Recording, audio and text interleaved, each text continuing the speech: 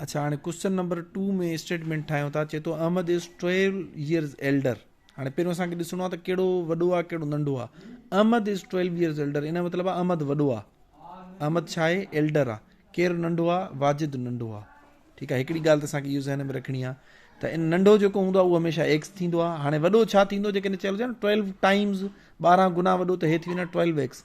हे चए थो 12 साल वॾो आहे, सो असां सिंपल एक्स में 12 एड कंदासीं। सो असां हिते लिखंदासीं नाला। हाणे स्टेटमेंट ॾिसजो कीअं ठाहिबी, यानी हिकिड़े जो नालो छा आहे, नंढे जो अॻु में कोशिशि कंदा कयो, लिखंदा कयो हे वाजिद, हे छा आहे अहमद। ठीकु आहे, हाणे ॾिसो छा थो चए त Ahmed is 12 years elder than Wajid. So Wajid जी एज केतिरी थींदी, इहो त सिंपल आहे एक्स थी वेंदी। हाणे जेकॾहिं अहमद चऊं केतिरो आहे, त असां चवंदासीं अहमद हुन खां 12 गुना वॾो न आहे, 12 टाइम्स हुजे हा त हिन जे असां लिखूं आहे 12x, पर हे चए थो 12 साल वॾो आहे, सो असां सिंपली एक्स में प्लस कंदासीं 12। जीअं मिसाल हिन जी 10 साल वॾी आहे, तव्हांखे को चए यार अहमद हुन खां 12 साल वॾो आहे, त तव्हां छा कंदो, 12 हुन में एड कंदो न, 10 ऐं 12 घणो थी वेंदो, 22 थी वेंदो। सो हिते बि इहो आहे, जेकॾहिं चयल हुजे हेतिरा साल वॾो आहे त असां प्लस कंदासीं, जेकॾहिं 12 टाइम्स चयल हुजे त पोइ 12 मल्टीप्लाए थिए हा।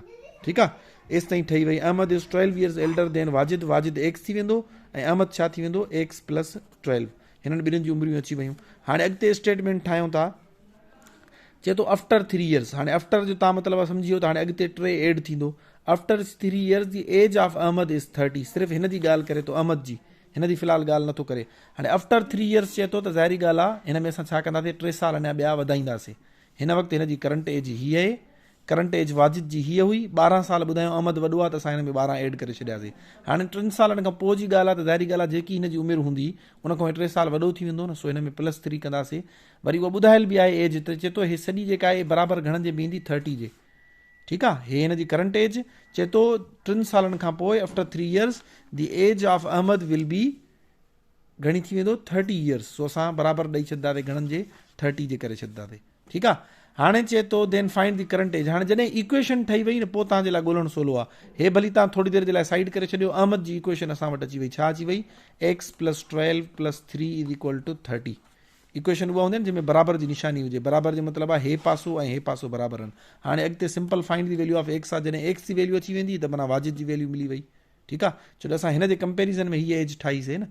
अच्छा हाणे छा थींदो, एक्स तव्हांखे ख़बर आहे त अंग सभु ॿिए पासे ॾे खणी वेंदा आहिनि। असां अॻ में हिनखे जोड़ कयूं, 12 ऐं 3 घणा थी वेंदा, 15 बराबरि 30 जे। हाणे 15 जेको आहे होॾे खणी वेंदासीं, x = 30, 15 प्लस जो आहे हेॾे वञी छा जो थी वेंदो माइनस जो। सो x = 3 मां 15 वेंदा, 15 बचंदा। हाणे असां वटि हिन जी वैल्यू अची वई, घणी थी वई 15। सो वाजिद जी करंट एज घणी आहे 15। असां क्वेश्चन में ॾिसंदासीं त क्वेश्चन जी नीड छा आहे, त असांखे पुछियो छा त स्टेटमेंट ॾेई, चए थो what is the current age of Wajid. असांजो त जवाबु हिते ई निकिरी आयो, वाजिद जी जो एज घणी आहे 15।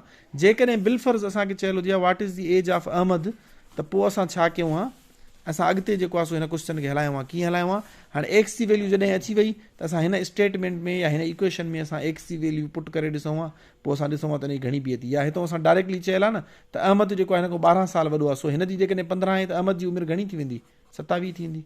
अंडरस्टूड आहे। कीअं ख़बर पई, असां एक्स या हिते एक्स हटाए करे हिते 12 रखो, सिंपल। हिते जॾहिं सॉरी 15 रखो, हिते जॾहिं तव्हां 15 रखंदो, 15 ऐं 12 ऑटोमेटिक 27 थी वेंदो। या ईअं ई पंहिंजो कॉमन सेंस यूज़ कयो त हिकिड़े जी उमिरि 15 साल ख़बर पइजी वई, ऐं ख़बर आहे त ॿियो जेको आहे उन खां 12 साल वॾो आहे, सो 15 में 12 एड कंदासीं, 15 ऐं 12 घणो थी वेंदो 27। ऐं वरी इक्वेशन चेक कयूं भला 3 सालनि खां पोइ हिन जी एज घणी थी वञे, 30 थी वञे। इहो ई असांखे ॿुधायल आहे त आफ्टर 3 years माना +3 कंदासीं, सो असांजो छा थी वेंदो 27 ऐं 3 घणो थी वेंदो, 30 जे बराबरि थी वेंदो। सो करंट एज जेका आहे अहमद जी उहा 15 आहे, ऐं करंट एज सॉरी वाजिद जी, ऐं करंट एज अहमद जी घणी आहे 27 साल। आफ्टर 3 years हिन जी एज घणी थी वेंदी, 30 थी वेंदी। बिल्कुलु सही ॿुधायल हो। सो असांजो जवाबु अची वियो। जेकॾहिं असांखे चयल हुजे वाजिद त असांजो जवाबु छा थी वञे आहे 15। जेकॾहिं असांखे जवाबु चयल हुजे आहे त अहमद जी एज घणी आहे, त अहमद जी एज करंट थी वञे 27।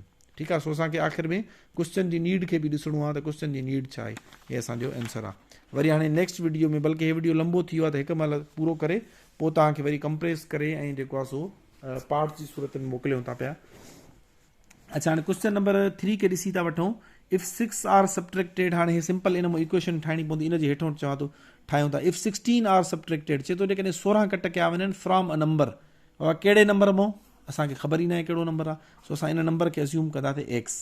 ठीकु आहे, हाणे अॻिते छा थो चए, चए थो जेकॾहिं उन नंबर मां 16 कट कयो वञे, सोचो त 16 कट कयोसि, चए थो जेकॾहिं कंहिं नंबर मां 16 कट कयो वञे and result is divided by 4 ऐं जेकॾहिं जेको रिज़ल्ट आहे उनखे असां चइनि सां वंड कयूं त असांजो आख़िर में जवाबु छा थी वेंदो द रिज़ल्ट इज़ 6 या द आंसर इज़ 6 सो असांजे हे असांजी इक्वेशन ठही वई वरी मां रिपीट कयां थो चए थो इफ 16 इज़ सबट्रैक्टेड चए थो ओके आहे 16 डिवाइड कट कयो छा मां बाबा कट कयूं फ्रॉम अ नंबर बाबा कहिड़ो आहे नंबर ख़बर न आहे त असांखे जिते ख़बर न हूंदी आहे उनखे असां एक्स एज्यूम कंदा आहियूं असां हिते लिखियो त एक्स माइनस 16 चए थो and the result is divided by 4 जेको चए थो हिननि ॿिन्हिनि जी कट खां पोइ जेको रिज़ल्ट ईंदो उनखे चइनि सां जेकॾहिं तव्हां वंड कयो त आख़िर में जवाबु असांजो बीहंदो 6 ठीकु आहे हिते रिज़ल्ट जी जॻह ते लफ़्ज़ अचणु खपे हा द आंसर इज़ 4 सॉरी 6 ठीकु आहे हाणे अचो त इन सिंपल अॻिते find the value of x करिणो आहे अॻ में तव्हांखे ख़बर आहे वंड छॾाइणी हूंदी आहे so x minus 16 is equal to 4 हेॾे वंड में हुयो होॾे वञी छा थी वेंदो ज़रब थी वेंदो सो 6 ज़रबिया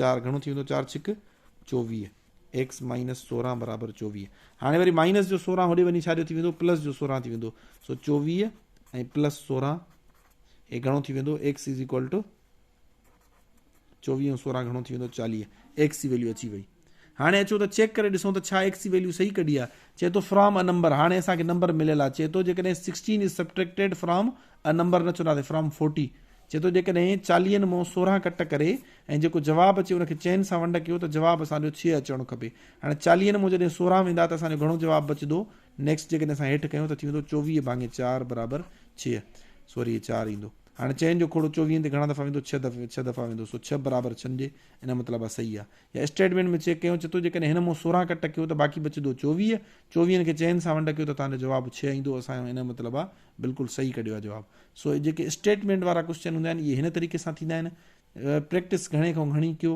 हाणे तव्हां चेक कयो त इन मां तव्हांजा घणा सही हुया जेकॾहिं ग़लती कई हुयो त किथे ग़लती कई अथव हे सॉल्व करण जो मतिलबु इहो न हूंदो आहे त मूंखे नथा अचनि मूंखे त अचनि था न मां तव्हांजे लाइ सॉल्व कयां थो त जीअं तव्हां कंपेयर करे सघो त तव्हां किथे ग़लती कयो पिया ऐं फ्यूचर में उहा ग़लती न कयो हाणे इन टाइप जा घणे खां घणा क्वेश्चन हल कयो त पोइ पाण नेक्स्ट जेके आहिनि इनशाला पाण पढ़ंदासीं प्रोबेबिलिटी खोड़ सारा अञा तव्हांजा एरियाज़ रहियल आहिनि प्रोबेबिलिटी ठीकु आहे हे बि इंपॉर्टेंट आहे ऐं अक्सर क्वेश्चन में ईंदो रहंदो आहे अच्छा ॿियो हिकिड़ी अनाउंसमेंट मां कयां थो त असां इनशाला हाणे 1 जनवरी खां इनशाला ऑनवर्ड्स करंट अफेयर बि हलाईंदासीं ऐं करंट अफेयर जे लाइ स्पेशलिस्ट टीचर खणी आया आहियूं असिस्टेंट कमिश्नर आहे ज़रार साहब ठीकु आहे ज़रार साहब जेको आहे सो असिस्टेंट कमिश्नर आहे मुंहिंजे ख़्याल में शिकारपुर जे कंहिं तालुके में ऐं उहो तव्हांखे छा पढ़ाईंदो करंट अफेयर हाणे करंट अफेयर इंतिहाई इंपॉर्टेंट आहे इन मां तव्हांखे दुनिया जे बारे में ख़बर पवंदी जेके अहम करंट इशूज़ आहिनि उन्हनि जे बारे में ख़बर पवंदी ऐं जेको आहे असांजो जेको मुल्क आहे उनजी नेबरिंग कंट्री सां कहिड़ो तालुक आहे यानी कि ईअं सम्झो खणी